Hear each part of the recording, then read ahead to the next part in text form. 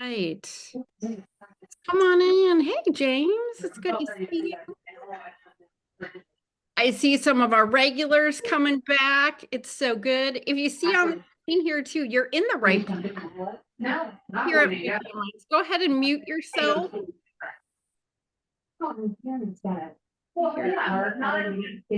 somebody has some background noise, so go ahead and mute yourself if you can. We're just letting in the rest of our friends. There's so many folks here. Thanks so much for being here today. It's Museum Minds. Like I said, you're in the right place.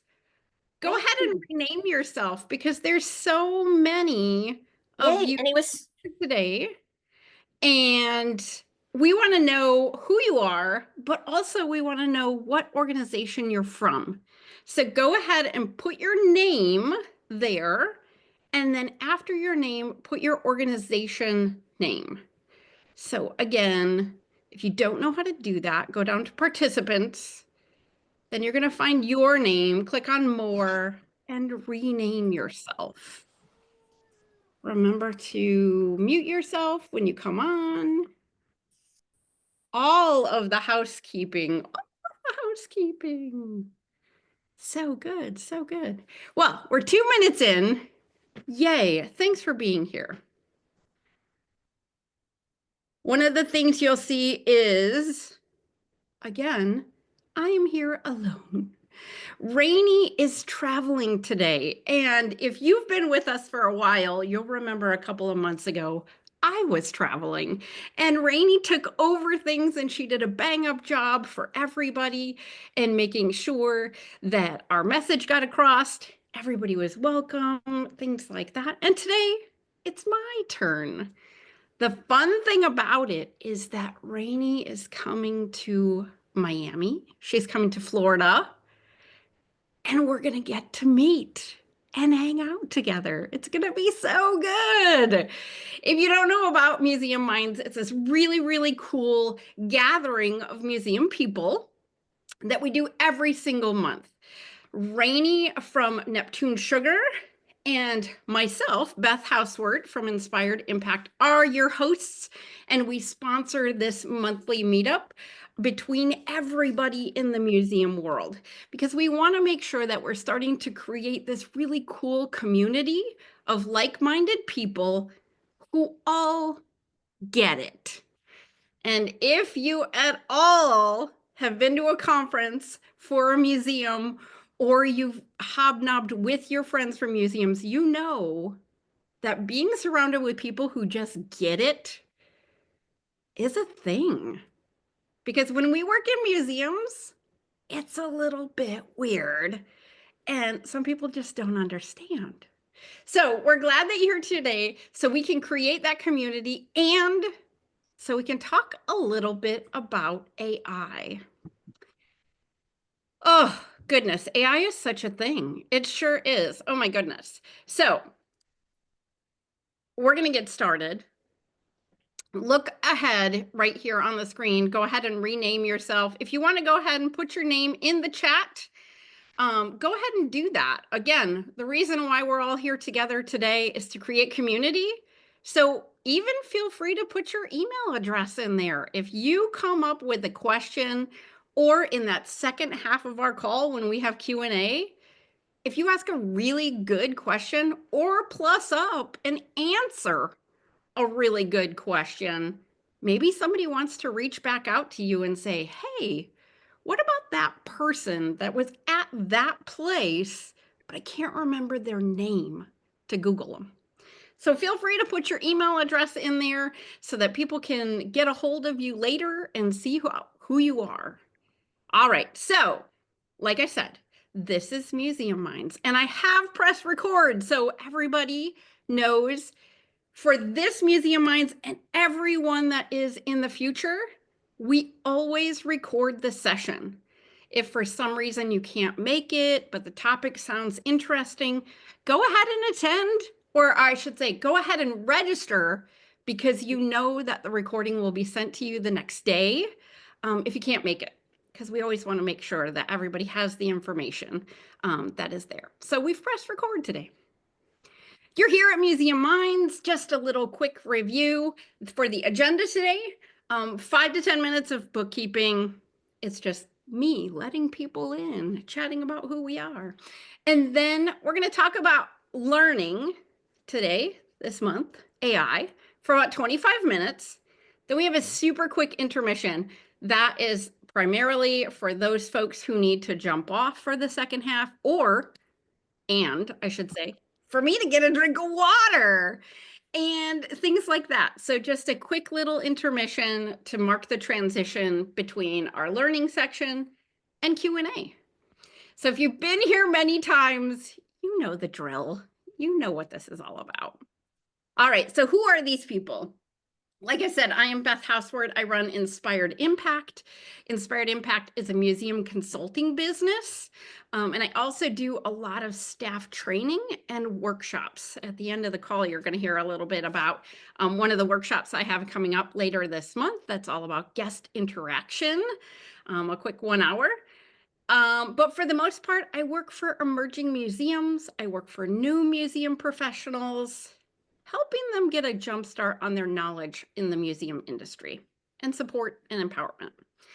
Rainey, like I said, who is not here today, she's flying, is the owner of Neptune Sugar, and she does marketing for the arts. She has an arts background in the art gallery world, but also in marketing. So she does all kinds of really creative things to help arts organizations stay visible. Awesome. I see in the comments, a Beth Houseward fan. Thanks, Cynthia. All right, so let's get started and let's talk a little bit about AI. You'll see that we like to keep things fun here and keep things light. So I'm going to chat for, let's see, maybe about 15 minutes. And then Rainey actually pre-recorded a really cool how-to for using some of the AI tools that we're going to talk about. So I will play that recording after I give you a quick little intro. I said, let's get started, but I have a quick question for you because I've been chatting a lot already. Just recently, I had a post on LinkedIn and it said something like, you know you work in a museum when? Can you put in the chat one of those experiences where you just knew you worked in a museum? I used to work in a children's museum for my last position, and we always would say kooky things like, you know you work in a children's museum when you're calling local upholstery shops to cover your snowman. You know you work at a children's museum when you think it's really amazing to find the best box to make an astronaut helmet. These are all really cool. You know you work at children's museums when, oh my gosh, Cynthia, you're so right. You know you work at a children's museum or museum in general when you have a code yellow. What does that mean? Or a protein spill. That's so right, so right. Oh, I agree. I agree. Well, when you think of fun things like that, go ahead and pop it in the chat because I am always looking for new funny things to giggle at. So some funny things to post out to our friends to say, we hear you. We know what you're going through. We know what's going on. Okay, here's a couple more. When you have, oops, my chat box is going so fast. It's so good. You know you work at a museum when the front of house also doubles as the head of social. Oh my gosh. You work at a museum with many hats to wear. Oh, so true, so true. When you work like 100 different jobs in one, yes. When it's cold in here and our collection space heaters blew a fuse. So true. Oh, I agree. I agree. All right. So keep putting those. It's going to add a little funny, and I will absolutely make sure that everybody gets a comment or a copy of those because they're so funny and we want to laugh a little bit. All right, let's talk AI. I'm all over the place today, but it's fun. Okay, so let's get started. All right, so when all of you registered for this talk, we asked you, what is your question to have to do with this week's topic or this month's topic? And there were so many questions.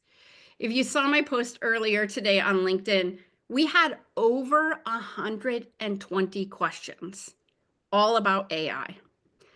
And here's a couple of them. What are some easy ways to start using AI? That's an easy one. I have so many questions. I'm new to all of this. Well, that was a statement, not really a question. How do you use AI for purposes beyond label, copy, and text? Good question. Here's another one. How can I use AI and still be unique? I have that question all the time because I want to make sure that it's my voice coming through and not some weird computer voice. And then led to the last one that I'm going to put up here. I think it's kind of funny. How do you avoid sounding too intelligent when using AI? I think that kind of means like, how do I make sure that I don't have a robot voice? I think it's kind of funny. But that was one of the questions that came up. And in looking at those 120 questions, yes, we read every single one of them, but, or I should say, and I used AI to figure out what I wanted to talk about today. I went ahead, and here's your first tip. I took all the questions from the spreadsheet. You can see over here, lists and lists and lists of questions. And this was like last week. There was way more questions than this after last week. And I took all of those, copied them, and went ahead and put them in ChatGPT. And I said, hey, categorize this list of questions. Hold on, I got to move you guys over so I can see. Categorize this list of questions and prioritize the most popular. And then I just went ahead, copied them out of Excel or Google Sheets, popped them right into the prompt box of ChatGPT. And let's see what they said. They said people want an introduction to AI. Do you feel like that's accurate? Yeah, of all those questions. The next one was, what are a couple practical applications of AI for museum, especially for small teams? 100%. Yes, we can talk about that today. And what are some tools and techniques to enhance productivity and creativity? All great things. So here's one example already about how I used AI just to filter these questions. 100 and probably 35, 40 questions at this point. Yeah, we had that many people sign up. And it helped me to kind of filter that down and not get distracted by just one or two questions that I thought were really interesting. But I wanted to get a consensus. So there we go. Here's the first step. Here's one little way that you can use AI that's not brainstorming, that is not just eliminating writer's block. All right, so I answered one question. There we go. All right, so let's get started. AI for newbies. What is AI? AI is artificial intelligence. We're going to keep it super basic today. You can always dive in the question and answer section at the end. But we're going to tell you kind of how we use AI. So AI is artificial intelligence. It's a software. It scopes all kinds of language. It takes the entire web of goodness and looks for patterns. What word naturally comes after the next word in conversation? When talking about a certain topic, what are the other words that kind of are around that topic? So really, it's just a piece of software. It has no feelings. It has no thoughts. Ugh, sounds kind of robotic and weird, right? Well, here's the thing. I find it as a super huge resource. And because it can go out and find all this goodness and find some patterning, it also starts to create things that sound very normal and sound very much like how we normally talk, which is really cool in my mind. So let's see. Oh my gosh, I love it. I just looked into the comments really, really quick. Yeah, I want AI to wash my dishes too. That would be amazing. But I'm sure you could put in a prompt that would tell you the best way to wash your dishes, and they would let you know that. All right, so AI is a tool to kind of boost up human work. It is not to replace it. So let's get started. Starting small, we're going to talk a little bit about note taking. And here's a resource and a technique that you can use that is AI driven, but it's very unintrusive. And I have to say, if I go ahead and scroll on all of these participants that are here, I bet you AI is in attendance. There's so many really, really cool note takers out there. So let's see. I have used 2 of them. And let me just double check. Oh my goodness, we are recording. And I'm just double checking that my AI companion is here. Yes, they are. They are. All right. So Zoom has an AI companion. I started my AI world exploration with Read.ai. That's the other one that's right here on the screen. And this was like a year or so ago. It started attending my meetings with me and it would take notes for me. And it had all of these amazing opportunities and things that it could do for me. And then Zoom caught up. And I was like, you know what? I'm already paying for Zoom. Why am I going to pay for Read.ai? So I just switched over to Zoom and I canceled my Read subscription. But one thing that I am considering is using Otter. And Otter is a really cool tool that will listen to in-person meetings and create kind of the same type of thing that's going on.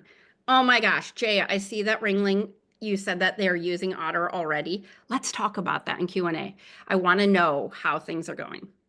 All right, so why would I use an AI note taker? Okay. Oh, a couple other ones. Yay, so good.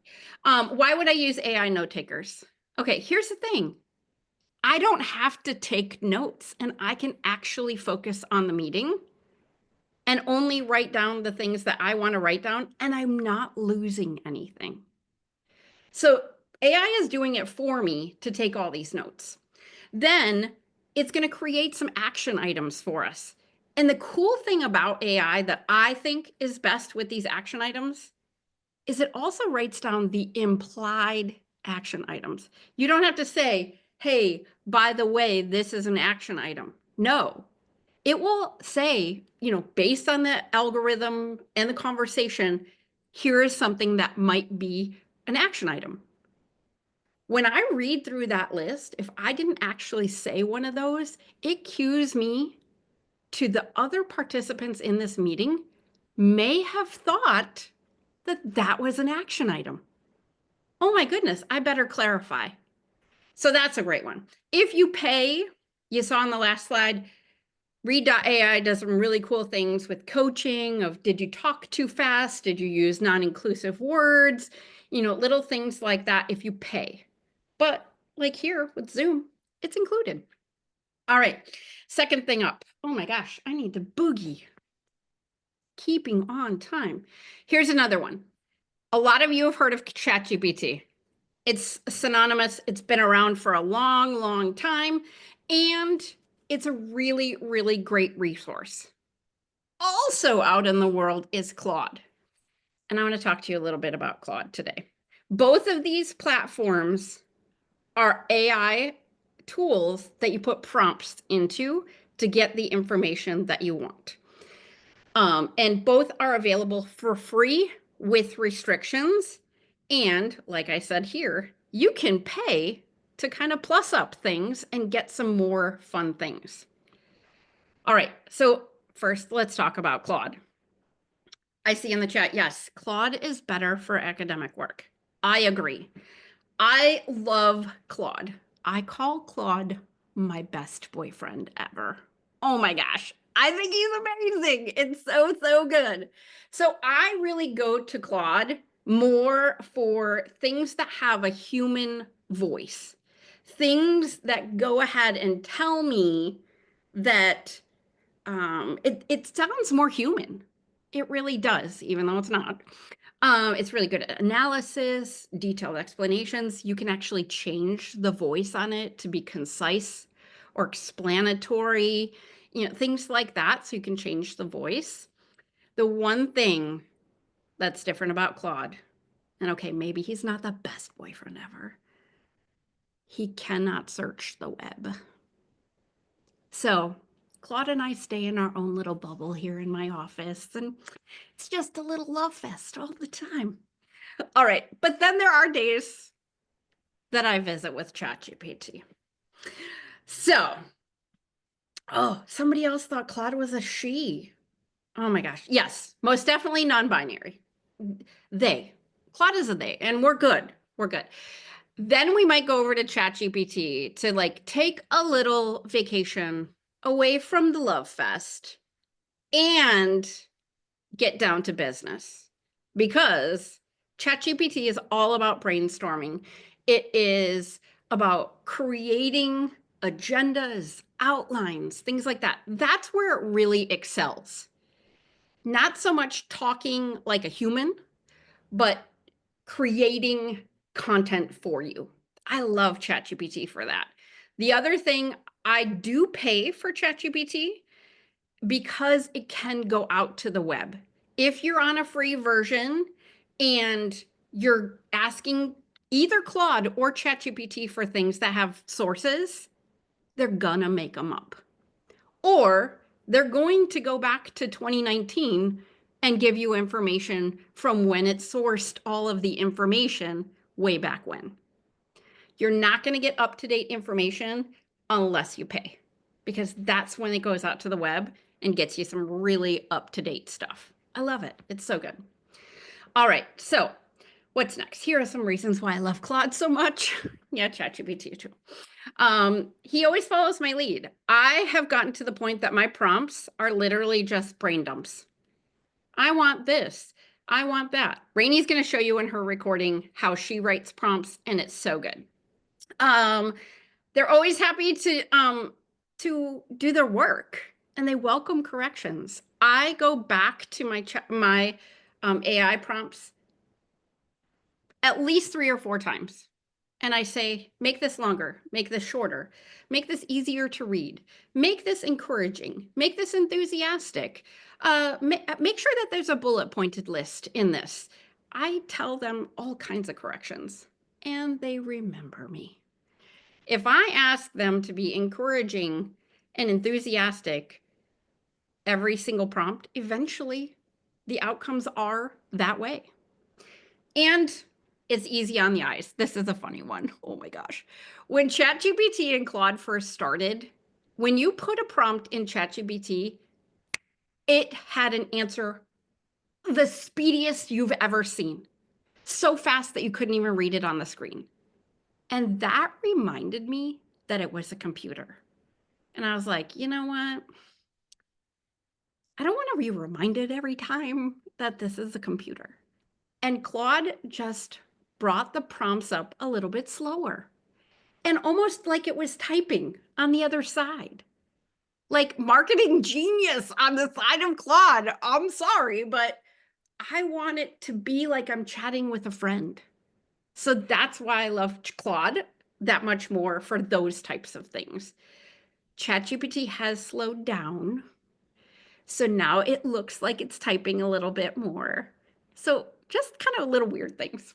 And of course, when I pay, I can ask it a million questions and I never get the block after like my 5th request on the same prompt. All right, so now let's try it. Rainey recorded something for us, and it's about 10 minutes, so we're going to go over just a little bit, but she's going to tell you all kinds of really amazing things. Hello, everyone. Thank you so much for being here If you could today hear this, give me a at thumbs up. Museum Minds and for watching this Awesome. recording. I'm sure Beth has mentioned this, but I am currently on a plane to Miami. So I pre-recorded this and I'm excited to talk with you today. I believe Beth may have also done an introduction, but really quickly, my name is Rainey Robison. My business is Neptune Sugar, marketing for the arts, and I primarily work with arts and culture organizations to help them with their marketing and reaching their audiences. But I work with museums of all types as well, and I am excited to talk about how I use AI in my marketing. Before I dive into that, I wanted to just kind of talk about how I think of AI and how I use it. And it was really interesting because I was reading this book recently called Buy Back Your Time by Dan Martell. And let me say first, in this book, he literally means buy back your time with money. So he's talking about hiring assistants and graphic designers and people to do, certain lower level tasks to free up time so you can either be more profitable or spend more time with your family or whatever the heck you want to do. But as I was reading it, I thought, this is exactly how I use AI. So he has this 10-80-10 rule. And basically the idea is that you spend 10% setting up the project, 80% goes to someone else, in this case, AI, and 10% polishing it off. And it's interesting because I was thinking about the days that I used to work in advertising. So we kind of really would work like this. We would fill out something called a creative brief that gave the creative team all of the information that they needed in terms of target audience and all the details. And I'm actually going to give you today an AI creative brief, basically a form that you can fill out and give to AI. So again, the first part of it is really setting up your prompts. And really what you get out of AI is only as good as your prompt. So that's a really important step and a very human step. Again, something that I'm putting together, but then I'm passing the project over to AI to see what they can come up with. So fortunately, they're going to do a lot of the heavy lifting, save me a bunch of time, and then I'm going to take it back and I'm going to polish it off. So for instance, we're going to do a press release in just a minute. And, I would never just take a press release directly from AI and send it out. I would go through it. I would, proofread it. I would make sure it's in the correct voice and it didn't choose any kind of weird words or something like that. But usually that saves quite a bit of time. So let's go ahead and actually do this. And I'll show you a few things that I do. So first, I'm going to just start with this prompt. So I actually came up with a fictional art museum. Well, actually, ChatGPT and I came up with a fictional art museum and a gala that I'm going to show you how to promote today. So one of the first things I'm going to do is I'm going to write an AP style press release, to go out to local media, for instance. So in this stage, I'm going to put as much information as possible, as many details as possible.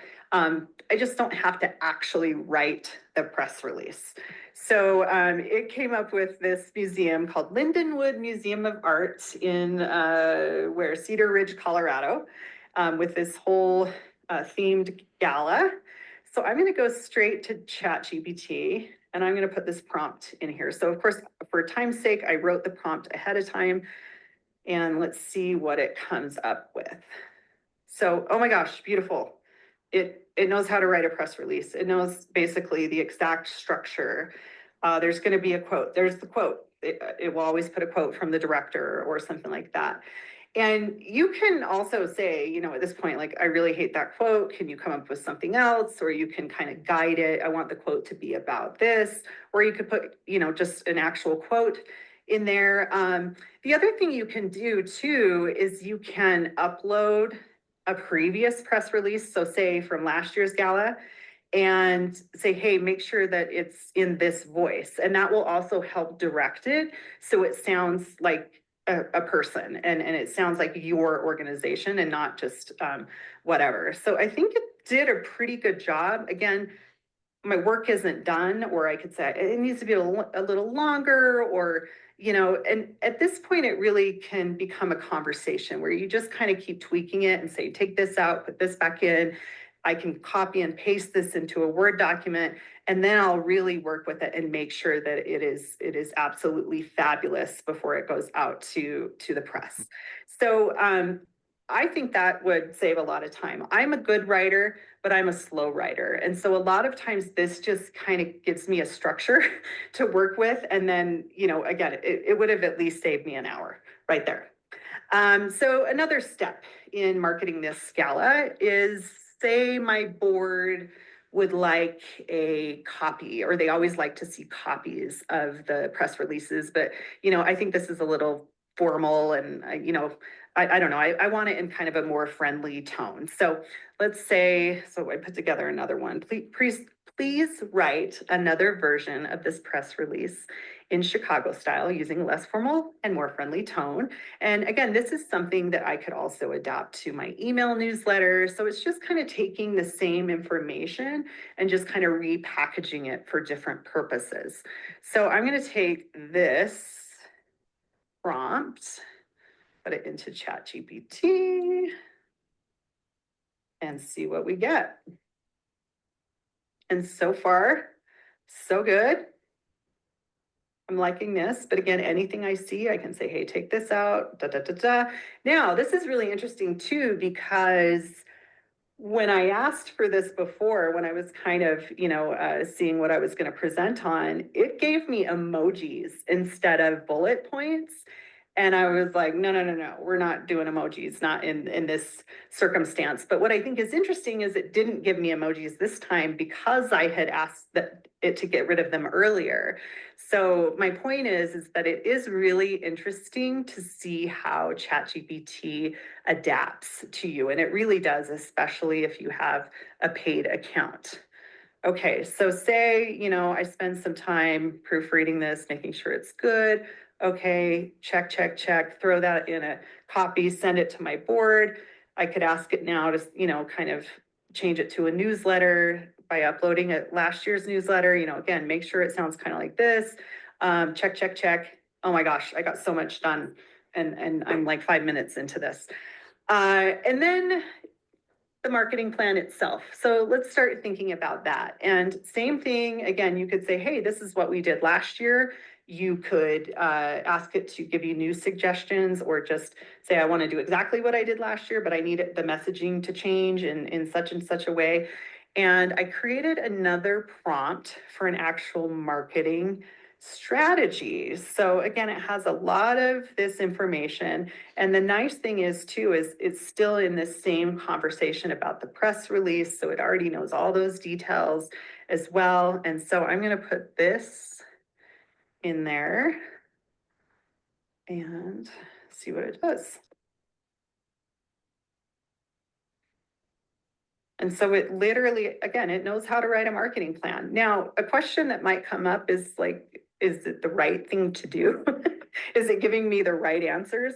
And in marketing, there aren't always right answers. It's sometimes like there's a lot of experimentation, but a lot of times it really kind of does give you some at least good ideas, or again, like the press release, a structure to work from. So again, if you have, say you've never marketed a gala before, and you're staring at this blank canvas and like, what do I do? I don't even know where to start. This will give you a starting point. And then again, you can adapt it as needed. So that's great. Again, then I'd probably spend quite a bit of time in this section, again, making sure that I really understand what we're doing and that we're shooting for the right goals. One last thing I wanted to mention is, let me go back up to the name of the event. So it named the event Radiant Horizons. So say for my physical invitations or something like that, I want some taglines, or for some social media or something like that, something to follow that title. So I could say, give me 25 taglines for Radiant Horizons, focusing on art, and say it's outside, art and nature. I don't know. And see what it does. Wow, look at that. Again, when I worked at an ad agency, it would take probably at least 2 days to get something like this from the creative team. And again, sometimes it gives you really good ideas. Sometimes it gives you terrible ideas. But a lot of times it gives you some pretty good ones. And again, that just saved a ton of time. And now again, I have a press release. I've got a press release for my board. I've started working on the newsletter. I could even start splicing this into social media content, asking it to write captions for social media.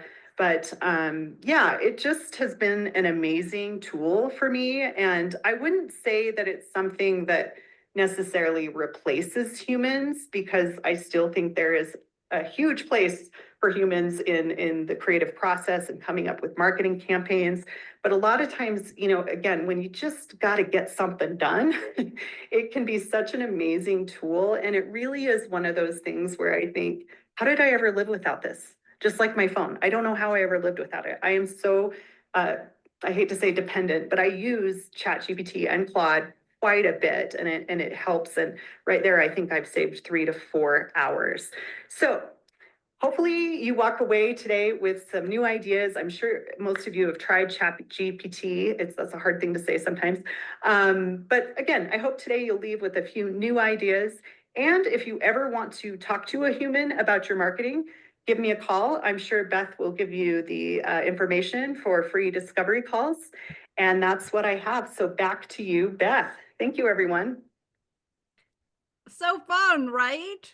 There we go. The goodness of technology is that Rainey gets to give us all that good information. All right, give me a thumbs up if you thought that walkthrough demo did well. Awesome. If you see a couple thumbs up, awesome. Good, good. A big part of this session is that I just wanted to break down the intimidation, because I asked around to a lot of people, hey, are you using AI? Oh no. Oh no. I don't know. I don't even know what to do. And to me, that's what this session was all about. Just breaking it down.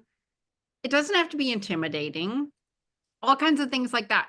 And also, it can be genuine, personal, funny, not robotic. Here I am. I put in a prompt all about creating an email campaign over the course of 6 weeks. And I put it into multiple different AI tools, and then I printed it off so that I could pick and choose. I like this one for week 1. I like this one for week 2. I like this one for week 3. And then I asked it, what is the perfect timing to send all these out? Date and time based on marketing campaigns, different things like that. So fun. Really, really interesting. Also, 2 funny things. I wrote Lady Whistledown for my condo community with AI, and it was freaking hilarious. So she would be so proud if you're a Bridgerton fan. Also, I took the digital download of this giant 700-page guidebook, and I created a workflow. How long will it take me to do this? On what day should I do it? Things like that. So there's plenty to do with AI, and it can just be fun. Of course, as Rainey showed you, the analysis of some of the things there, I feel like that's kind of like the topmost way of using AI. The beautiful thing that I've done so many times is I will take an existing document and put it into the prompt and say, kind of like Rainey referenced, here's a press release from before, match the tone. Here is a spreadsheet of questions, analyze it and tell me other things. So lots of cool stuff. All right, so in review, did we do what you asked? Introduced some new AI stuff for newbies? gave you some application ideas, and gave you some tips and tricks, a couple little tools, which is really super fun. All right, so before we get to our quick Q&A, here's the kind of the review. They're pretty basic ones, things like that. And then, like Rainey mentioned, you're gonna get this AI creative brief. It just goes through kind of a list of questions to help you to create a prompt. And if at any time you feel like this is super structured, just start brain dumping into that prompt box. Totally fun. Totally fun. All right. So that was AI. That was your quick and dirty primer. Super easy stuff. We're going to get to the questions in the chat. I love that people are already putting questions in there. It's so good. Before we go into intermission, I'm going to give you a quick preview of what's coming up next month. We are doing a museum mingle next month. If you're anything like me, I've gone to so many of these big meetings, either in person or online, and I always think, I wish I knew some of these people. Like, they seem like cool people. Oh, that person is from Terre Haute. Oh, I have a question for them. Oh my gosh, there's my friend over there from Museum EXP. Oh, I wish I could ask her a quick question. Oh my gosh, there's somebody here from Ringling. That would be so cool if I could ask them a question. So that's what we're doing next month. We're all going to kind of chat it up and see what all of our friends are doing. We're going to play some fun games. I'm going to ask you some silly prompts, different things like that. So it's going to be good. All right. So, quick thing, because we sponsor this call, here's Rainey and my information. If you want a quick discovery call from either one of us, I will go ahead and put the link in the chat when we're in the Q&A, just so you have it. And then also, like I had mentioned earlier, I'm doing a Wonder Workshop at the end of the month on the 27th. It's all about guest engagement and visitor experience. And again, getting those frontline team members to talk to people. How can we set the stage, and how can we make sure that our frontline teams are ready to go ahead and chat with people and make their experiences super meaningful? So there's a workshop coming up on January 27th for that one. If you're interested at all, you can go to my website, inspired-impact.com/wondermakers, if you want about the class itself. All right, so quick intermission. Since we're running over, we're going to literally take a drink of water and jump right into the questions because it's ready and we have the questions already populating. Fantastic. All right, so here's the thing about Q&A. I don't know everything. So I want everybody who's in this call, if you have answers to any of these questions, jump in, raise your hand, come off of mute, do all the things, because that's what this call is all about, for us to get to know each other and to help out. All right. Let's see, which AI is best to help with spreadsheet updates? Who has an answer to this question?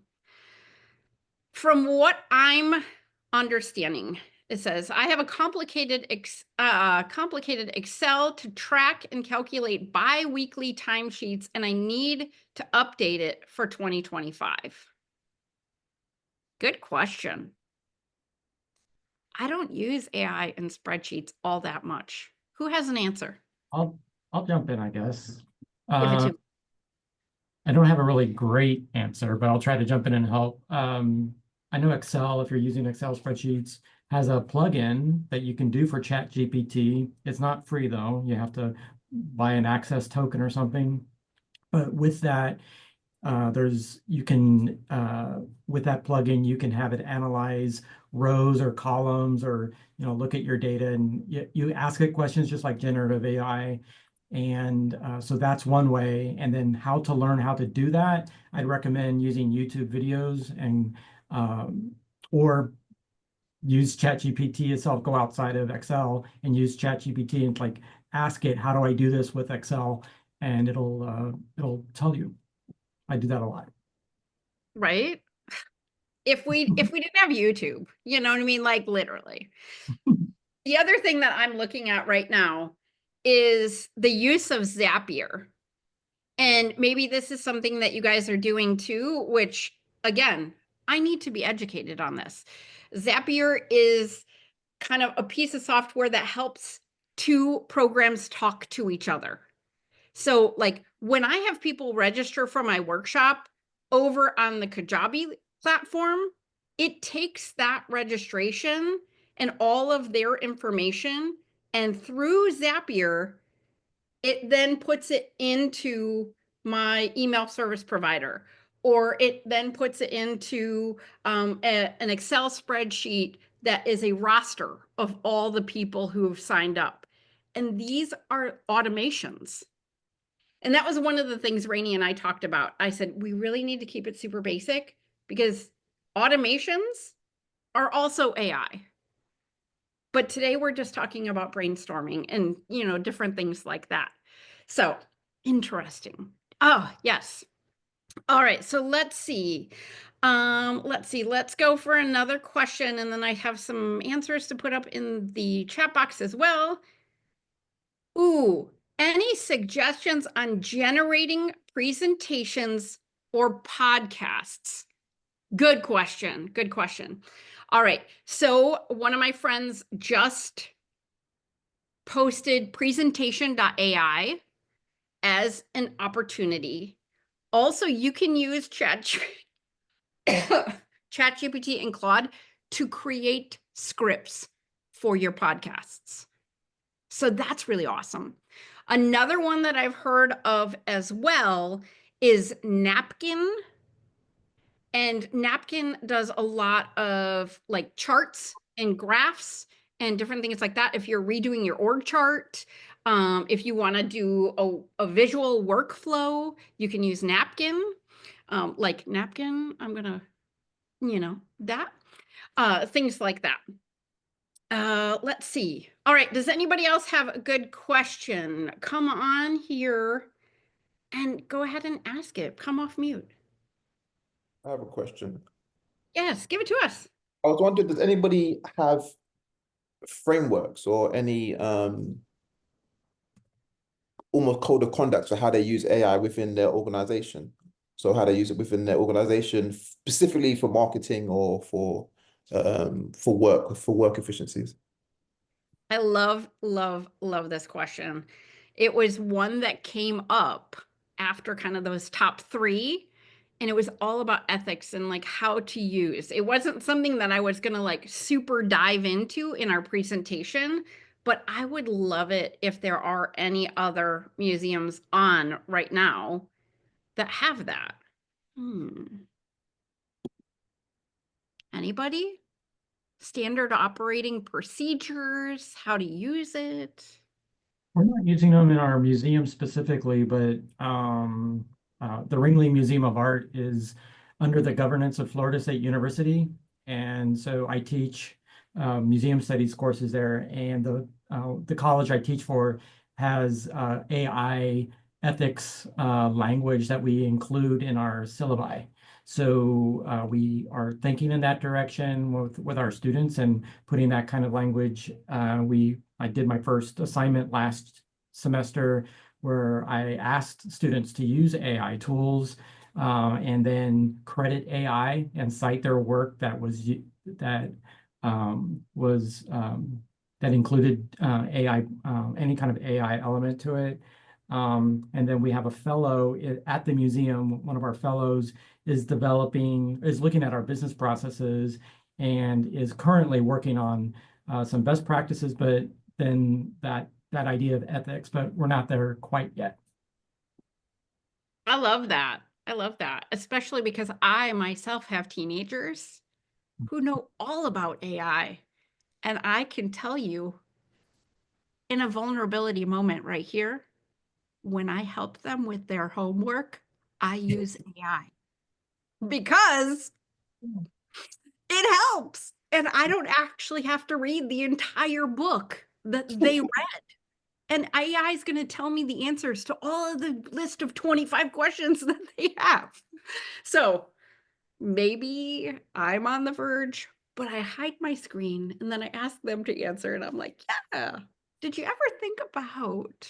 So I have AI hanging out in the back here, helping me with homework that I don't understand.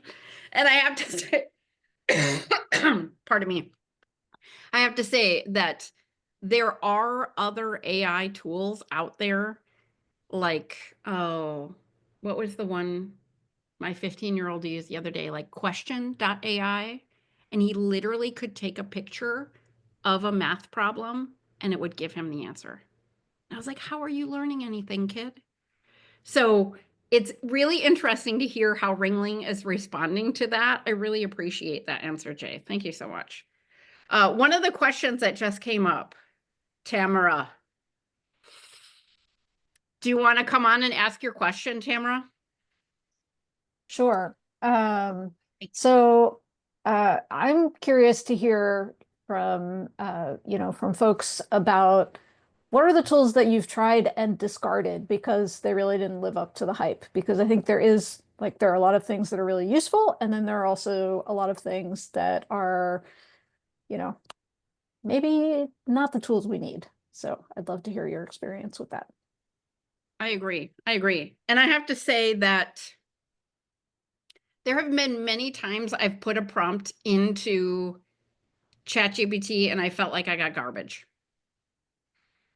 When I first started using it, I was first starting my business and I wanted to find some networking opportunities close to me that were within my field.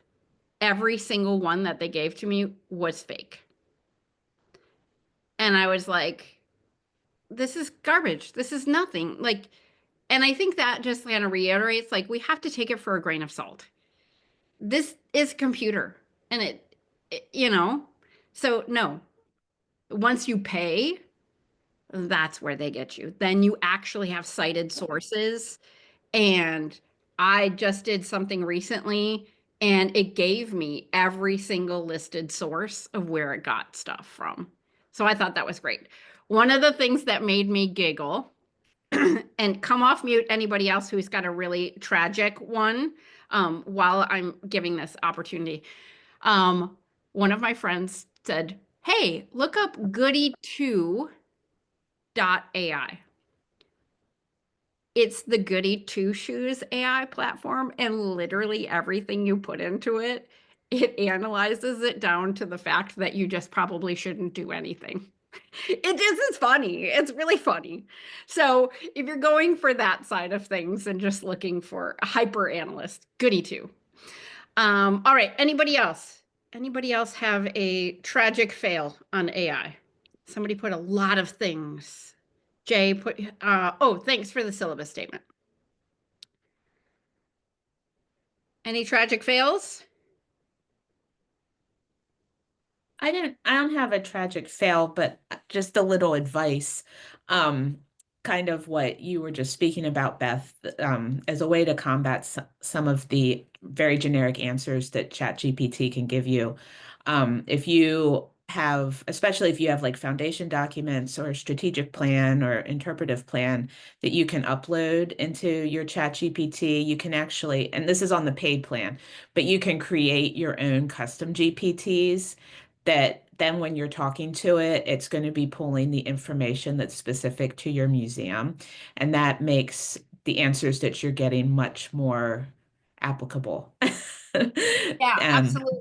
And that's one of the things too, that you can actually create a profile that has all of that information. Like Heidi said, you can make your own GPTs, or it's kind of just this profile. You can put in there, we are using this here at Discovery Center Museum in Rockford, Illinois. Our target age range is, we classify ourselves as, we are members of this association, things like that. So every time it goes to write something for you, it will reference those things as fact and never make things up when it comes to the information that you actually have put on your platform. All right. Next question. We have about 5 minutes left. I can always go back into my 130 questions as well, but you're here today. So since you're here today, ask a question.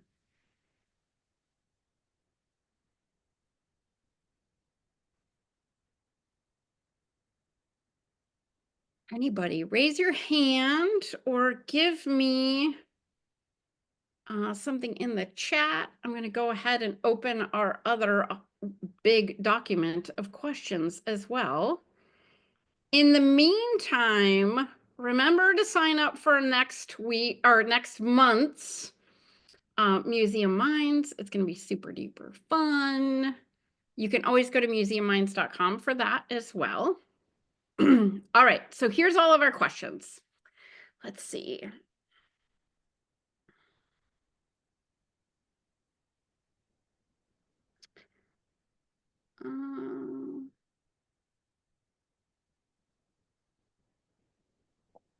I guess a lot of these have to do too with like writing prompts and things like that. So that's something. I see one here in the chat here. Have people used AI to generate project schedules, suggestions, things like that? Yes, actually I have. I have used AI to do a couple workflows for me. Like I had that picture, I used that big guidebook and said like, how can you fit this into my schedule when I have this on this day and that on that day? And how long do you think things will take? So I've definitely done that. Has anybody else put together project schedules on AI? Everybody's such a newbie. I love it. I love it. One of the other things that I did to help me out, as you saw in that picture too, was, put together a marketing campaign for me based on the goodness that's out there already. In what time and date I should send certain things. Over the course of the next 6 weeks, I would like to, that type of thing. The other thing that I did do, let me try to think about how I put this together. I asked ChatGPT, like, what are the hot topics in the museum industry? And left it at that and saw what they came up with. Then I said, can you create 30 different social media prompts to post about these hot topics? This is something I had gone to a workshop a while back, and it said, create 30 days of social media posts in 5 minutes. And it was all about using AI to do that for me. Have I used them for 30 days straight? Absolutely not. Have I populated a database of a giant Excel spreadsheet based on every single thing I can think about to post about in the museum industry? Absolutely. So when I have a thought, hey, I want to post on social media, but I am literally 2 sips of coffee in and I have 0 original thought at this point in time. And I just go over to that list and scroll down, pull one out, and then I post some really interesting brain dump of ideas for social media. Because I think that that's a great way to kind of just prime the pump, to start your mind thinking. I'm not saying that AI knows what I'm thinking, but it definitely helps me get motivated because it's going to at least filter down the 10,000 ideas down just a little bit. So that's really great. All right, Hayden, you have something for us. Give it to us. No, just thinking about it. For any organization is thinking about trying to repurpose content. That's a good way to use ChatGPT. So if you've got loads of historical content or ideas, you can put it in ChatGPT to think of other ways to tell that same story and how to use that content again. So that could be a good way for you to start using it as well. And I saw somebody in the comments earlier too saying they use it to help kids understand educational content? What if you had like this voluminous thing and you needed to teach it to a third grader? ChatGPT is going to be your best friend when it comes to stuff like that. I have to tell you one last example before we leave. I was asked by a friend to read their thesis. And, you know, I love sitting down with a nice hearty thesis, but it was written so scholarly that there wasn't enough coffee in the world to read it. I literally uploaded it into AI and I said, create a summary for me of this thesis. And it did. And then I went back and I read the whole thing and it made way more sense because I wasn't sitting there trying to analyze and find the big ideas. I could focus more on the supporting factors and supporting stuff because I already knew what the big ideas were going to be. Oh, it was so great. All right. So that was our AI chat. Oh my goodness. I had a good time. I hope you guys had a good time. Like I said, everybody's going to get the recording. Let's see. I have the AI briefing link for you. Okay. I'm going to put it in the chat right now so that if you want to go ahead and download Rainey's creative brief, it's there for you. It's a Google Doc. Just make a copy of it, save it to wherever you want to be. Let's see. If you want to get a hold of Rainey, I'm going to put her contact information in the chat. If you want to get a hold of me, I'm going to put my contact information in the chat. And of course, I'm going to email you tomorrow with all of this information. All right. Thank you so much, friends, for being here. I love having so many museum friends. It's great. I cannot wait to see you all next month for the museum mingle. It's going to be great. All right. Thanks again for coming today and learning all about AI. Go be amazing. Go make AI work for you. All right. Thanks so much.